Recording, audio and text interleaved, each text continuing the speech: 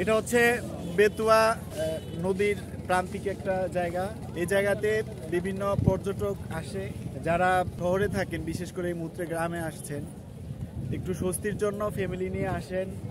এখানে নদীর যেই একটা শীতল অনুভূতি, নদীর যে একটা অপরূপ সৌন্দর্য, প্রকৃতির যে লীলাভূমিটা এখানে ফুটে উঠেছে, মানে সুন্দর একটা জায়গা। অন্তত ঈদ শেষে হচ্ছে আমরা একটু নিঃশ্বাস নেওয়ার জন্য হচ্ছে একটা এমন একটা সুন্দর পরিবেশে আসতে পারি। আমার পরিবার নিয়ে ঘুরতে এসেছি, আলহামদুলিল্লাহ পরিবেশ অনেক সুন্দর, কোনো ঝাই ঝামেলা নাই, এবং হচ্ছে আইন শৃঙ্খলার বিষয়টার দিকে লক্ষ্য করলে সেদিকটাও অনেক সুন্দর আছে।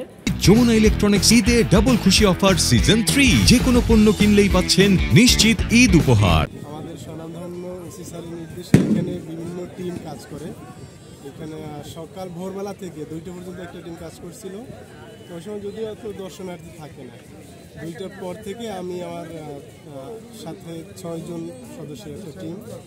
পরিস্থিতি সম্পূর্ণ স্বাভাবিক আছে এবং আশা রাখি আমরা বাকিটুকু কন্ট্রোল করতে পারবো। আমাদের পার্কের নিরাপত্তার ব্যাপারে সর্বপ্রথম থানাকে অবহিত করা হয়েছে। ইউনো মহোদয়ের নির্দেশে থানার ফোর্স সহ এখানে আমাদেরও টিম আছে, কাজ করতেছে, যাতে কোনো রকম দর্শনার্থীদের কোনো সমস্যা না হয়, কোনো রকমের এই প্রিজেনের সৃষ্টির ভিতরে তারা না পড়ে।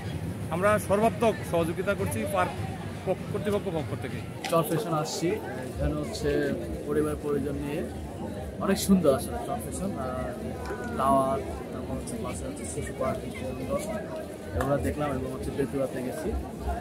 সত্যি আসলে গ্রাম অঞ্চলের মানুষের জন্য ভোলাতে এরকম একটা পর্যটন স্পট আসলে দীর্ঘদিনের প্রত্যাশা, এবং আশা করি বর্তমান যে আইন শৃঙ্খলা পরিস্থিতি সব মিলে এই পর্যটনটাকে আরও সুন্দর এবং সাফল্য করবে, এবং যে পরিমাণ মানুষ আছে চরফেশনবাসী এটাকে আরও ভালোভাবে যত্নে আগলে রাখবে এবং এই পর্যটনকে দেখার জন্য আরও সুবিধা আরও বৃদ্ধি করবে, এটা প্রত্যাশা।